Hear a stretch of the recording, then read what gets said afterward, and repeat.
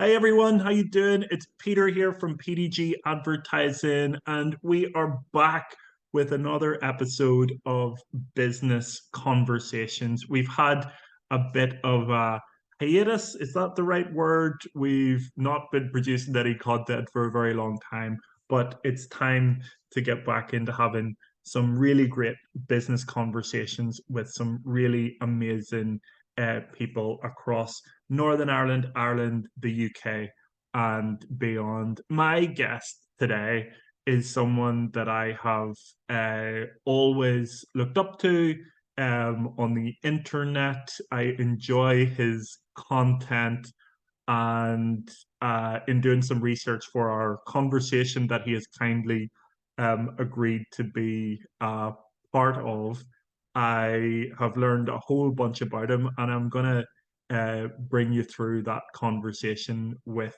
Dermot today.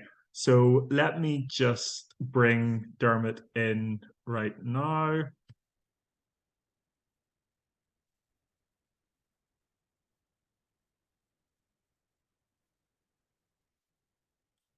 Hi Dermot, how you doing?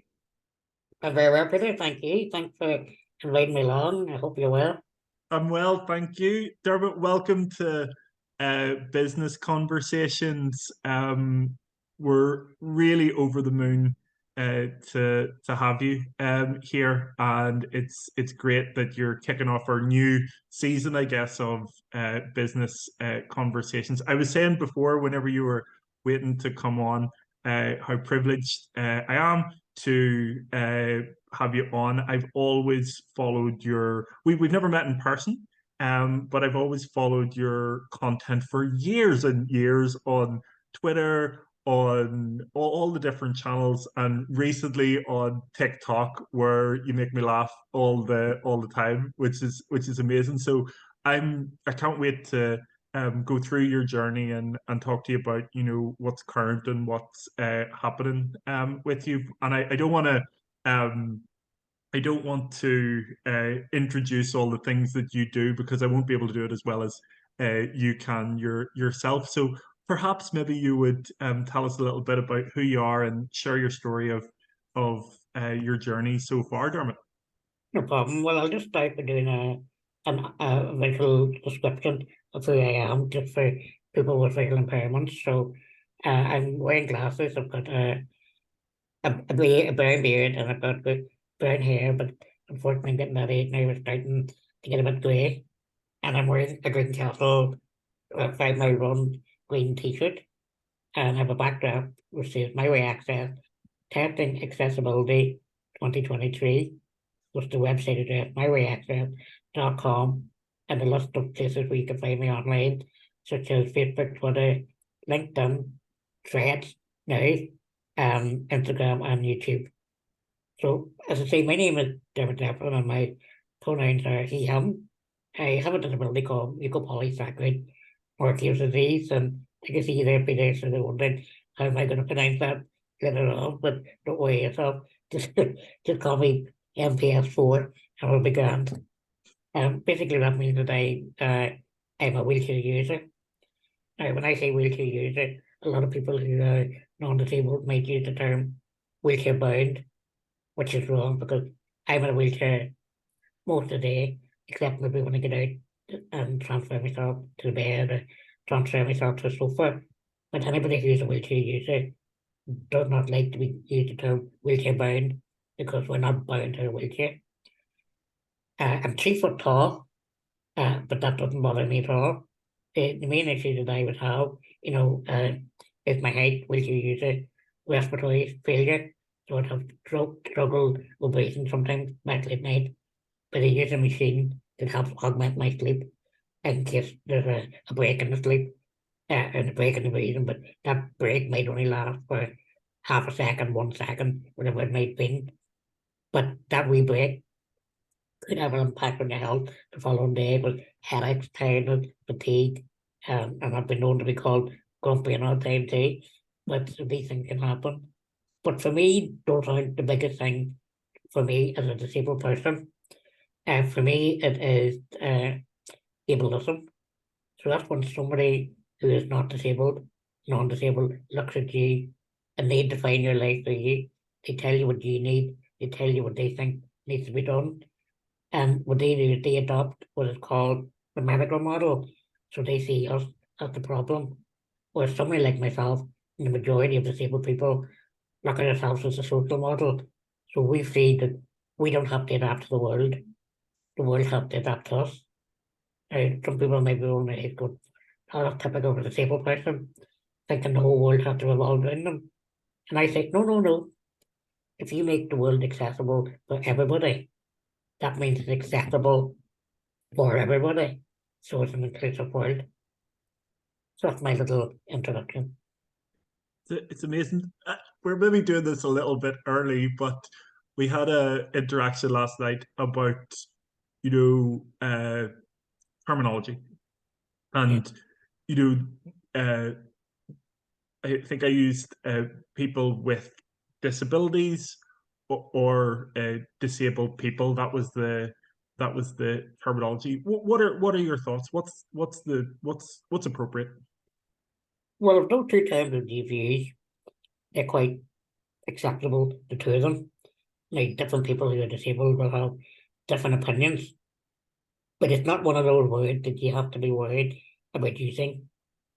Like for example, handicap, that's an absolute no-no Mm-hmm. because it's very offensive. And then it's the R word and certain words like that you cannot use. But disabled people or persons with disability, it's not one of them. It's just a matter of how you perceive yourself. Like I was chatting to a friend of mine, Felicity McKee, afterward, and she was just, I kind of wanted, I know that they're very good at getting sort of the point across in a very eloquent but deep and meaningful way and an educational way.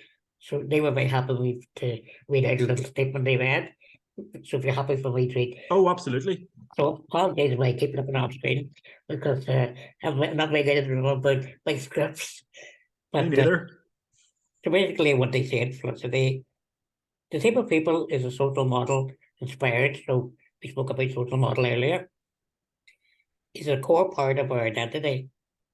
A person with a disability separates the two. It's if we pull it along behind like luggage. It is also placing it as a negative of people, saying we are putting the person first rather than the disability. But because it's part of our identity, when you don't account for that, you don't factor in access. For example, you do not see the wheelchair, therefore you do not think of lump access, etc. It varies by the individual, but most in the community prefer identity first. The idea that we're disabled by society, that it is an issue if society is accessible, the diversity of humanity would not be an issue that causes bias. I am disabled by my access needs not being met, not because I have health issues. However, there is a nuance there, and the social model has come under critique and discussion on how to expand and grow it to fit. It is obviously side effects from ongoing illnesses that can be disabling, even with access needs being met technically. For example, Felicity said that they're at uni and they do not meet their access needs. So she is they are disabled with those access needs been ignored. So it's an institutional societal issue that disables them as they cannot perceive like any other students. So many take access aids for granted, such as beeps at traffic lights, texting started, and access aids, for example, for hearing for people who are deaf like myself. So a really good example of this is markings on the ground at crossings that are textual, as varied types of textures can, can mean different things to a blind person. To inform them what is ahead, just as a part of the landscape does now. So that's really like a brief overlay, but I think the Felicity kind of gets into the nuance of what the differences is. It's so important to be aware of how words are used and the impact that they can have. I would say. Dermot, I notice you've got My Way Access testing accessibility 2023 in your top corner.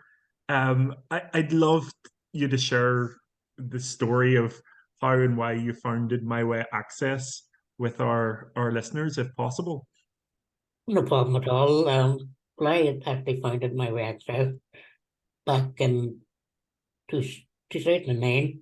So going back now, maybe, was it 14, 15 years, really?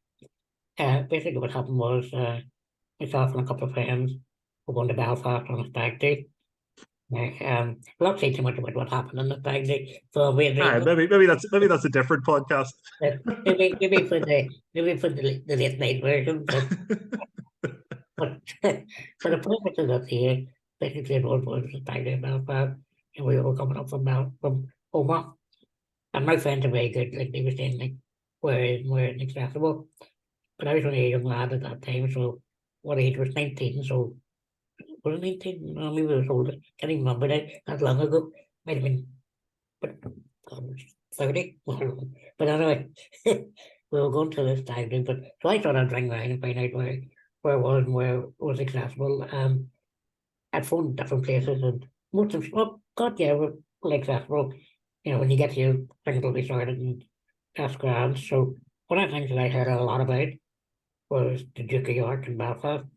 You know, and it's a real cultural focus in Belfast, particularly for young people, and particularly for drawn tourists to come to Belfast.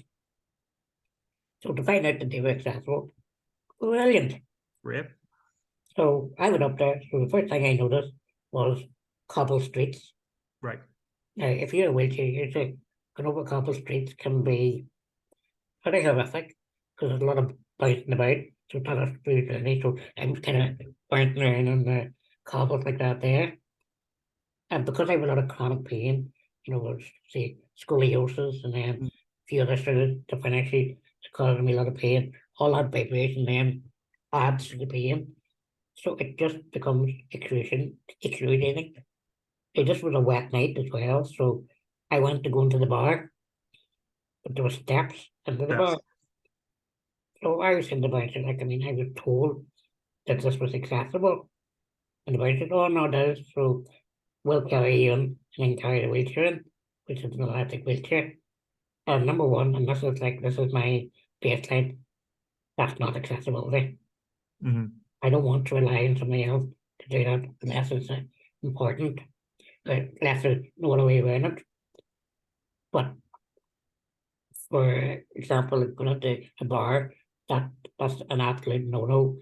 And they might say, well, it's part of the keeping, we can't put a ramp on. But I know that's just an excuse because I've been to places where you get told that they can't be changed, like Belfast City Hall.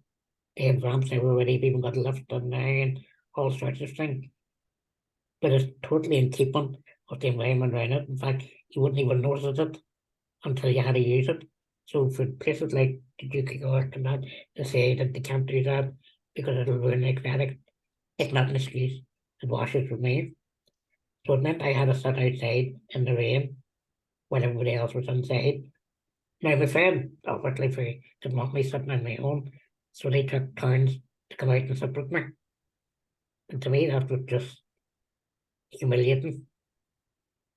And you don't want to be separated, not just a stag do, but a group of friends, because in a moment like that, I really feel, we talked earlier about, really remains the fact that you're disabled because you can't join in.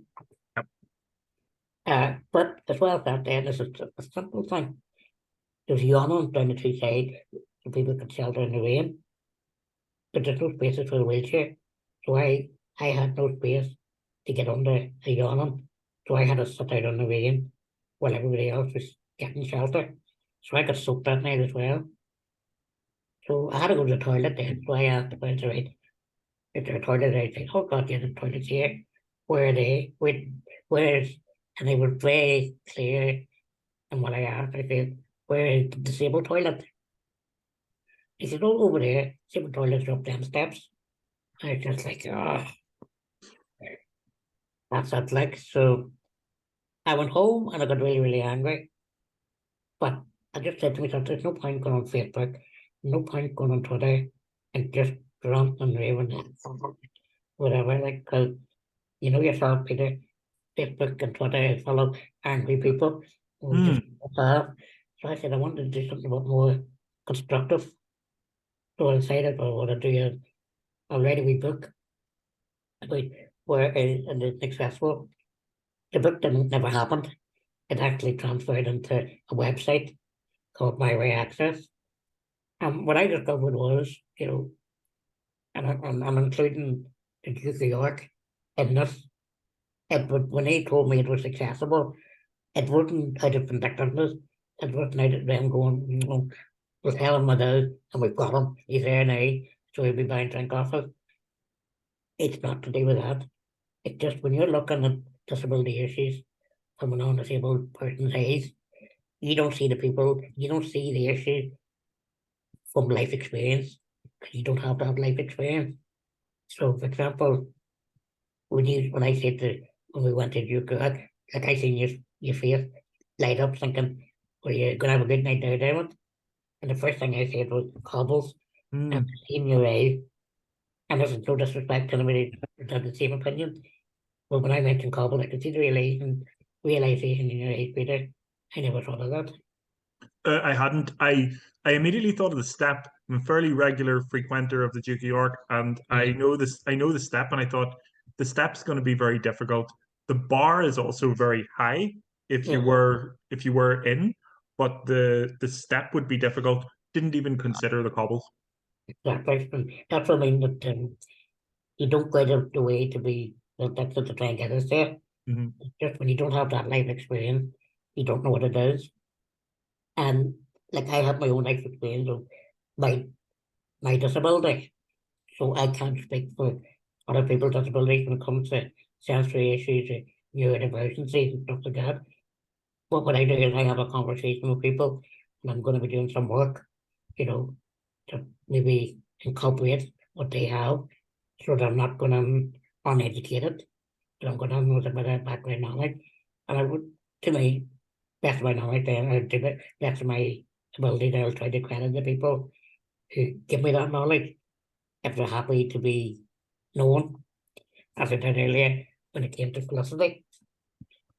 But it's all about, but I think it's important then that, if you do have, if you come from a business and you do have, disabled people and you're working and stuff, and you're developing something new, whether it's a new product or put an extension to your bar, whatever it might be, and you consult with the disabled community, you consult with the disabled clientele who will potentially be using it. And remember, we're going to be giving up our time to do this. So treat us as equals in doing this. Pay us for our services as well, because for too long we've been going around the country, traveling around the country on our own expenses, and doing all this work for free. But you can imagine, Peter, it's now we're not looking to be paid handsomely and all that, but we do want to be respected at the same time as a So, as a business owner who openly and honestly is not has not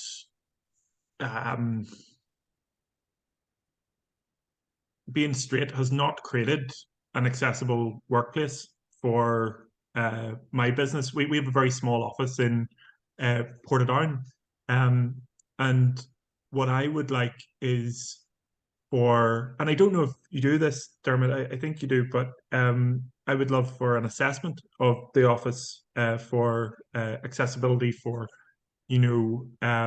everyone. Is that something that My Way Access does? Not at the moment, it's something I hope to develop, but I do work with various different disability organisations as well. That would be, but like myself, we're not really like the mainstream disability organisation that you'd be well familiar with. We're basically made up of disabled people, run by disabled people, for the good of disabled people. We would call ourselves DPOs, disabled persons organisations.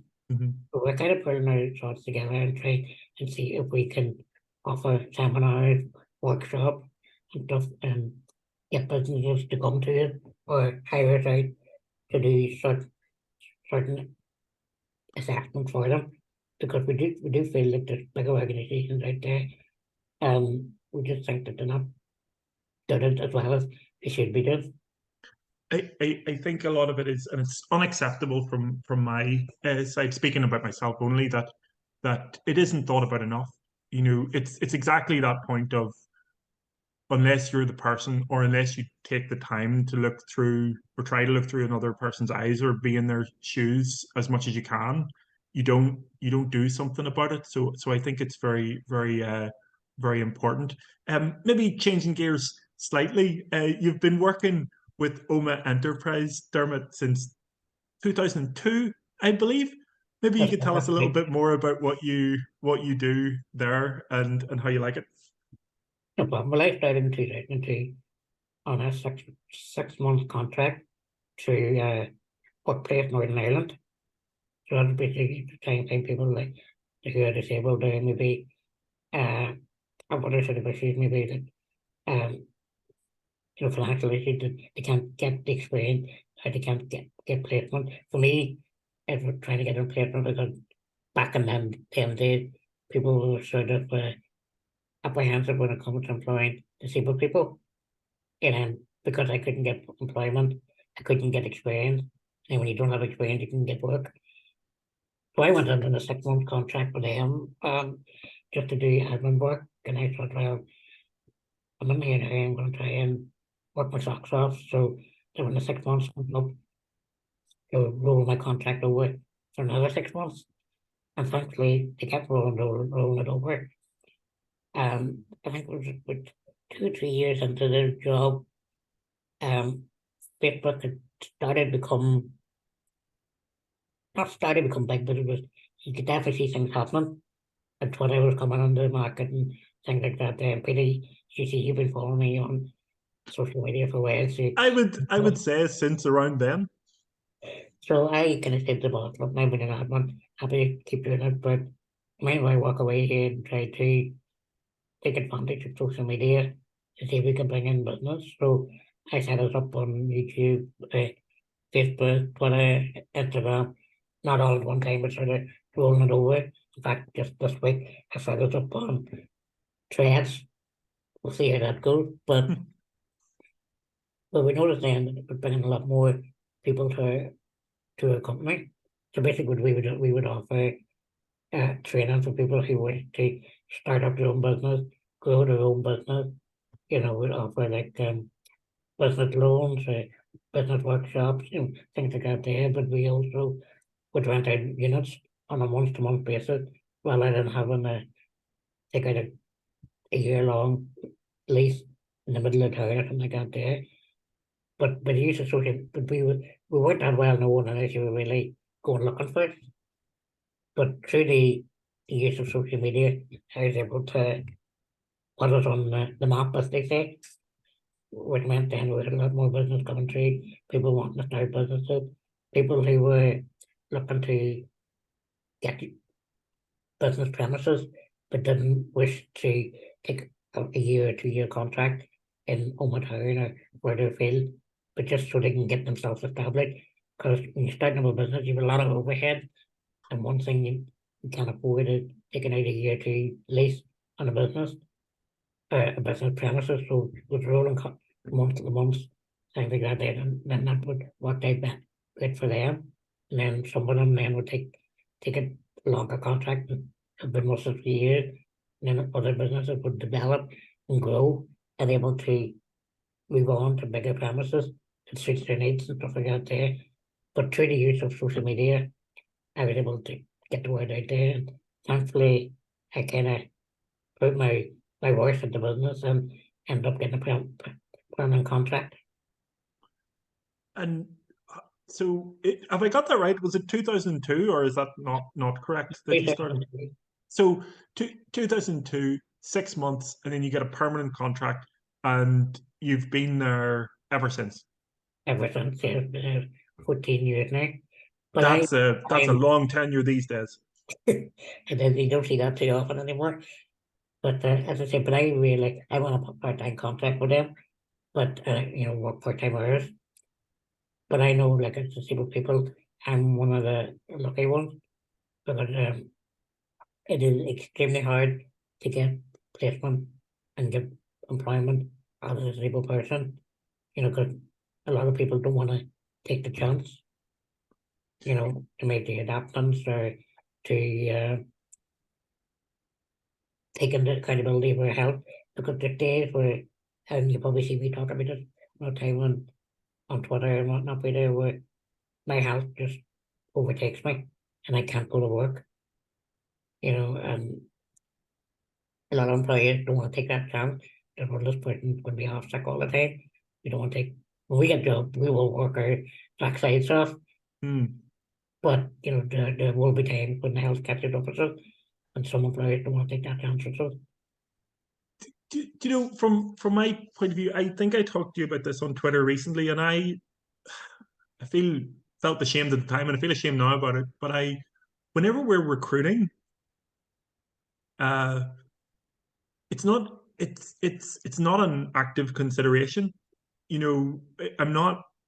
We did something what I thought was good in our last recruiting round, where we put down about women in business, where we have a job spec, and with PDG advertising in my business, it doesn't necessarily matter if you have exactly the right qualifications or exactly what's on the job spec. If you're really enthusiastic and you're willing to learn and you want to embrace what we do and you love digital advertising, then I definitely want to talk to you and want to see if there's a place for you in PDG and what we do, because that's what we're trying to build. And then I got some advice from someone saying, whenever you're posting your job, put something in about, don't worry if you don't meet all of the criteria. Some people don't apply because they don't, especially women don't apply if they feel they don't meet all the criteria. So we said, I tried to put across that don't worry if you don't meet all the criteria. But I wonder if it would make sense going forward to put in something about disabled people or anything like that that would encourage people to apply. I don't want to put you on the spot, Dermot, but would that help disabled people to apply for jobs with PDG? Well, if you were to say, if you put in, like, like disabled people, like a welcome or whatever to apply for jobs, and also, like, help will be assisted where needed, if possible, and things like that there. But only if you were meaningful in that. Yeah. So they'll give you, like, anecdotal evidence, from people that I've talked to who are disabled that have applied for jobs in the past and couldn't get work when they had highlighted they're disabled in the application. And I know one fella in particular had told me then what he decided to do. A few jobs had opened up in Belfast, and he decided to apply for them twice. One where he didn't highlight it, he was disabled, and the other application where he highlighted he was. Same job, several different places, and every single case he got in. He got a job interview invite. For the ones where he didn't show that he was disabled, and the ones that he did, he got a letter saying that never mentioned disability, but just said didn't meet the criteria. That's so disappointing and highlights a big problem. Exactly, and they can't say that he didn't get it because he's disabled, because that'd open a whole world of discrimination. But but it just shows you, like, it's out there. Like, I think there needs, and certainly on my side, there needs to be more active non-discrimination, if that makes sense. I'm sure there's better terminology for it, but less absent-mindedness and more consideration. And funny, every time I talk to you or I watch your TikToks or I see on Twitter or even now, I learn so much. You like me seem to have just been not starting out, but you found some really great value in social media for business. Learn it, understand it, and putting it out there. One thing that I see a lot of on your content are trolls, Dermot. There's a Like lot of roles out there. people who are just I can't understand it. I'm always I always love your I don't know what you would call them, your rebuffs or rebukes to them. And I'm always so pleased whenever I see. I don't. I wish we were in a world where that didn't wasn't necessary. But I always think that's amazing. That's just incredible coming back like that. Um, what is going on there? Why do people do that? Well, I suppose I could sort of start by saying, like you were saying, and then bigger to be broken and putting a smile on the face and moving on, but I wasn't always like that.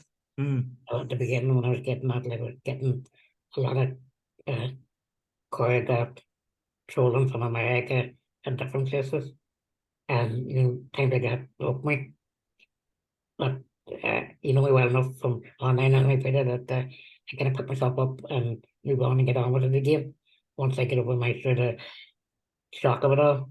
But every time I do it, I get a bit more stronger, a bit more confident in myself. That now it's just like water off a duck's back. Now I still get the odd comment that will hit you hard. It's just they're not as heavy or as hard as they used to be. Whereas before I might have been down for a week, 2 weeks, maybe a month, spiraling, sort of questioning my own confidence or questioning my own ability to do things, even my own place or value was in the world. Now I'm down for an hour and I'm back up again going, rub my arm going out, where is this little thing get up them? But I always just I see it. I enjoy your, as you know, I always enjoy your content anyway. Whenever you're putting it up, it's there's one thing to put up a post, and there's another thing to actually be funny on it. And I laugh, so that's awesome. Then I see those ones, and I go, like, that is something that people online have to deal with. Trolls and people being rude and stuff, and just with no comeback at all for them. So it's a very upsetting, but I hope it would never stop you, because the amount of value that I get, and from a very selfish point of view, the value that I get from your content and what you've been doing over the years has been incredible, and the amount I've learned from this conversation has been awesome. Dermot, I could talk to you all day, every day. I hope that we can do follow up one on some more specific things. I have one question before I hand it over to yourself before we finish up. And it's just, what would you suggest for businesses out there to become more accessible, to take into account disabled people's needs? What would you suggest their approach should be? I think the number one rule would be don't assume on our behalf. Have the conversation with us. Ask us what do we need. We'll tell you what we need. And then you can tell us what you can provide. And we can work from that. But the thing is that never leave us out of the conversation and never just say, well, this will work. And then you'll just have to deal with it. Because as the man says, and we have a wee motto in the disabled world, nothing about us without us. So that means that if you're planning something and it affects disabled people, whether it's in the business world, whether it's in the entertainment world, whether it's in the medical world, whatever it might be, talk to us. We'll tell you exactly what needs to be done, how it needs to be done, and more importantly, why it needs to be done. And then with this conversation, we're not going to go too far. Absolutely. That's awesome and very valuable. Dermot, I would hand it over to yourself. Is there anything you want to let people know about that's coming up, or anything about My Way Access, about signing up or getting in touch with you that you'd like to plug at the moment? No problem. Well, I suppose I can give you a wee bit of a exclusive here, Peter. I'm going to be starting a new role now for a company called Diversity Marks. I don't know if you're familiar with them. I'm So not. we basically they businesses from all over Ireland and the UK, sometimes further afield, will come to them to get accredited to see how diverse their business and how open they are to members of other cultures and uh, genders and all sorts of different things. So I've now been recruited as one of the freelance assessors. So I will be bringing the disability voice into the accreditation.